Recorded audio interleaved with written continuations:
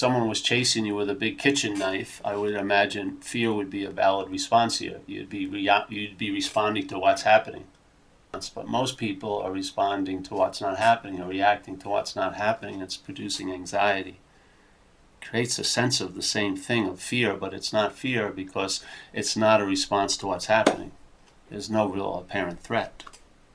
You have to go, your mind has to go into the field of, let's say, the future, and it harvests a crop called anxiety, and then it downloads that crop now into the body.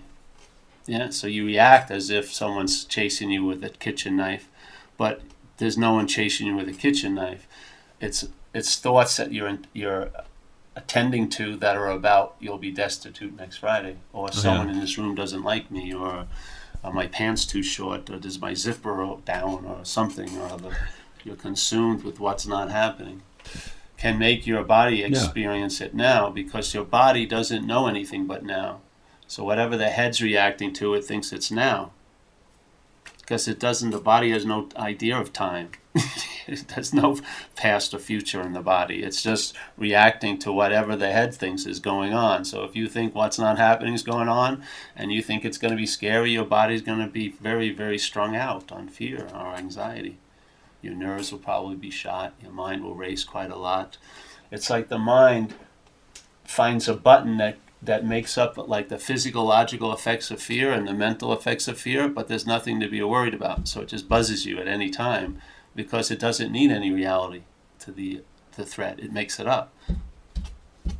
So let's say you're at a beautiful waterfall and it goes, but they're all going to hate me on Monday at work, So the beautiful waterfall maybe would provoke a response of, beauty and peace. But what happens is you get a mental buzzer, and then you react to next Monday at the office that you think is going to be terrible.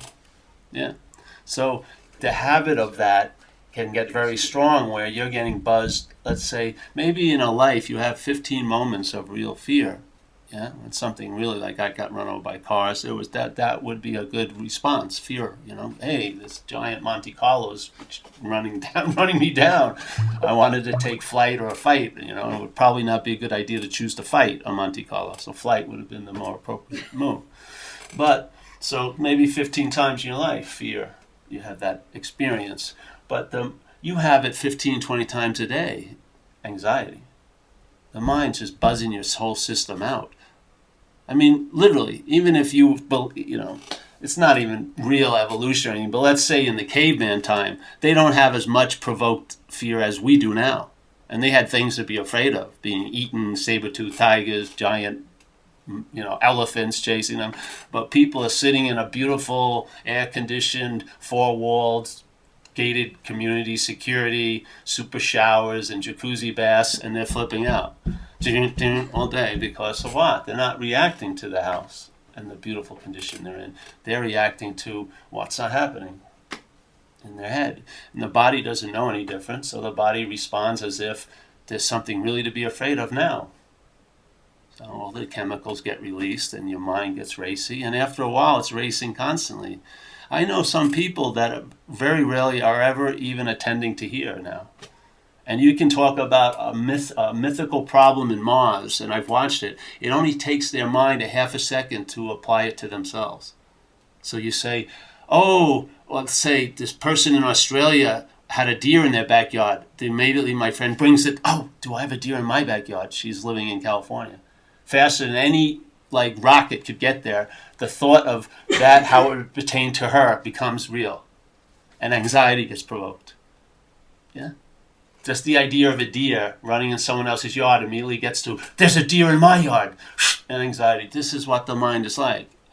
Yeah? And if you attempt to apply a solution to what's not happening, that increases the reality of what's not happening for you. If I'm sitting here, let's say there's 30 years of twisted story of why I'm a loser or something. 30 years of seeming, because the thoughts have an historical feel. When you feel a sense of being you. There's a historical feel to it. It's all made up. It's a sense that's made up. Yeah. Or let's say an epiphany happens, and then the mind rises to stop that event and goes, "I'm having this incredible spiritual experience." The feeling of you, a you before the spiritual experience have started, is there at the same time. You feel it. There was me before the epiphany, and there's me now that the epiphany's over. But in fact, the epiphany was the demonstration there is no me. But that it's just a minor speed bump to the conditioned head. It sees the revelation of all the truth of all the worlds in that epiphany, and it neuters it by saying, "Oh, I just had an epiphany. I meaning this." And I'll tell you, the only solution to what's not happening is to realize it's not happening. Once you realize it's not happening, there's no need to get any other solution to it other than its non-existence. It's that freaking simple. It's so obvious when it hits you that there's the whole engine of being a doer and haver gets disarmed or shut. Like, doesn't idle, it just gets turned off. Because when you realize it's not happening, that's it. Because it's not happening.